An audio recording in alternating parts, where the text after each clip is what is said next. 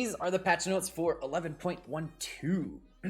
It looks like the nerfs are going to be Varus, Nasus, Kaisa, Wukong, Renekton, Talon, Gnar, and Udyr. Thank God, because Udyr is a pain to deal with. And our buffs are Rammus, Hecarim, great. Hecarim buffs. As if Hecarim wasn't busted enough, even with his nerfs from last patch. There's gotta be like a rioter that loves horses or something, but he's getting a buff again and wants him back in the meta. Aphelios, Draven, gross, absolutely gross. Alawi, Malphite, Ziggs, and Jarvan. Jarvan has been out of the meta for quite some time, so these buffs are probably going to be helpful for him in bringing him back. And can we just take a moment and drool a little bit over pool party set? Braum, well, Braum is Braum. Oh yeah, that's right, the Dr. Mundo came out today. I probably will be doing a video later with reworked Mundo, and we will cover that in that video.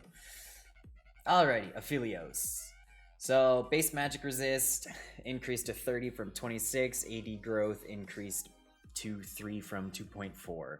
Personally, I hate this, that Aphelios is getting buffed, because any buff to Aphelios is so risky in the bot lane because he could be so strong so fast, and if his early game is stronger, his late game is already great, so it's just going to be even that more terrifying.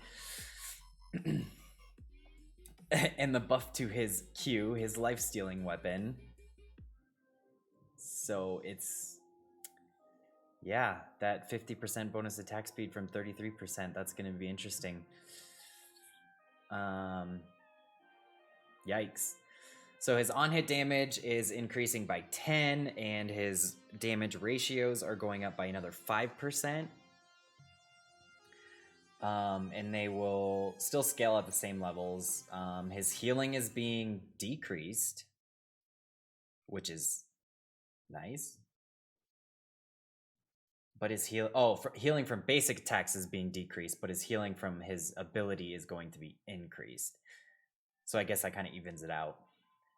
Gross. Side note, do you guys remember when Riot said that they were going to be addressing all the healing issues in this next season, when all they did was make healing more prevalent and grievous wounds less strong? Like, come on now, Riot. You literally said that healing is one of the most annoying things for players in this game, and you just made it worse when you said you're going to make it better. Huh. Just a little food for thought.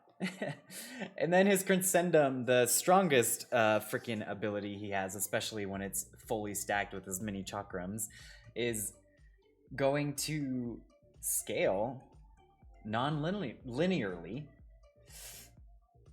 still, and it looks like the damage is reduced. However, his sentry damage is increased from 35 to 50% to 40 to 60%, and the base damage from 25 to 85 to 31 to 100. So his sentry turns are going to be a lot scarier. Goody. Which, I mean, makes sense because it's easy to kill them and it's easy to not get caught in the sentries unless it's like a big old fight and you're not paying attention. So we'll see. Will Aphelios become scary in the bot lane? If I had to guess, I will say if you're a one-trick Aphelios player, you're probably loving this. As the Draven buffs. So his Q damage is being increased because his core build doesn't add as much damage as it did from previous seasons. So they are increasing that by 5 at all ranks, and it will scale. Huh. They changed the scaling, but increased it. It's a little stronger. And then they increased the bonus AD scaling by 5%, so it's 110% instead of 105%. So getting hit by a Draven auto attack early game is going to hurt even more, which means it gives him more snowball potential. Gnar, attack damage, stat decreased. Well, Gnar's been in the meta for a long time now. They probably don't want him in there anymore. All right, to the pony. He's getting an armor increase to 35, and his rampage damage ratio is being increased by 10%, which means a faster jungle clear so he can keep up with all the meta jungle champions right now. Alawi, nobody plays her. Jarvan, so they are reducing his shield cooldown, which will make him survive longer in prolonged fights. Interesting. So he will survive longer when he decides to go Rambo on your ADC carries. ADC carries. Kaisa! No, not the nerf on Kaisa! They are just increasing the cooldown on her Icathian Rain, which will decrease her damage output early. However, it remains the same late game. So she's pretty much still going to be a late game hyper carry that is terrifying and extremely hard to kill because of her E and her R. Malphite, on hit damage, is being buffed. Yeah, Malphite's buff. He's not a nerf, right? He's buff. That definitely looks like a buff. But it's a nerf. Yeah, it's a buff. It's a buff. So his on-hit damage is going up by 5 at all ranks and increased by 5% from 10%. So it's at 15% armor damage. Douche. Nice. So the Bramblevest changes affected Ranmus. So they're increasing his bonus armor with his defensive curl by 10. And they're decreasing his R cooldown, which will give him more chances to gank with that awesome initiation. Nasus, of course, is getting the lifesteal buff on his Q to make him an even, or his passive, to make him even more of a destructive fucking late game monster, especially with Divine Sunderer. Oh wait, no, that's a nerf. Just kidding. We're kidding. He's getting nerfed. Because of the Divine Sunderer buffs, too much healing, they're reducing his passive lifesteal by 2% at levels 1, 7, and 13. Dope. And Renekton's healing is being reduced as well because his showing up in pro play constantly. So his non-champion healing is being reduced by 1% at all ranks and is scaling 1% less, and his empowered non-champion healing is being reduced by 3% and at all ranks and 3% less bonus AD scaling.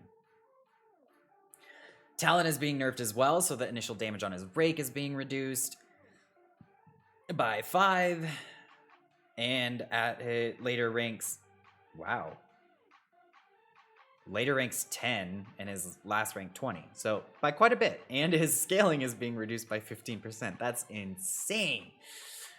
Return damage, it looks like, is being increased, however. So your goal with that now would to be make sure you're getting that return damage done, or else you're missing out on a lot of damage. They kind of made it like Akali's E, whereas the second damage of the skill is a lot higher than the initial damage.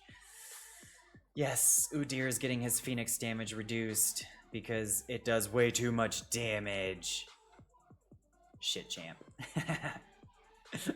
And Varus has been a terror in the bottom lane as well with his poke build and his lethality builds. So they're reducing his blighted quiver damage by a few percentages at each rank.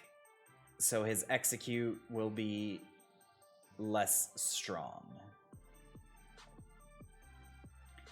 And Wukong also is a terror due to the Divine Sunderer changes. So they are decreasing his damage growth by 0.5, and his damage ratio on Crushing Blow is being reduced by 5%. Ziggs, however, is getting a buff, and he has been pretty non-existent. Like, I never see him. I think I've seen him in maybe in 1 game, 2 games since I've started playing ranked this season. Like, Ziggs has been completely non-existent.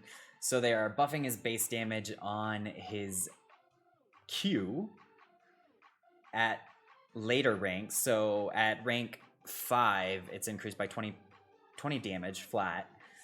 And his R radius is being increased from 1550 to 2250. Oh my gosh. That's like, hold on, math real quick. That's 700.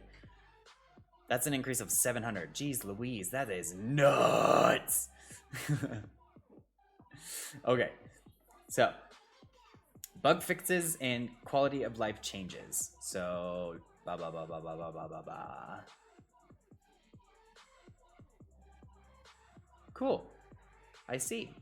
No item changes, or did I miss those? Get that out of here. Meow. Oh. Meow. Just a slow way. No. No item changes. Cool. Well, that ends the patch notes. I hope you guys get out there and try the new Mundo, and I hope he's a lot more interactive and fun than than he was before. Doses. Well, see you guys later. And that wraps up the patch 11.12 patch notes. Thanks for tuning in. Remember to catch me live over on my Twitch. Cheers, and see you next time. Deuces.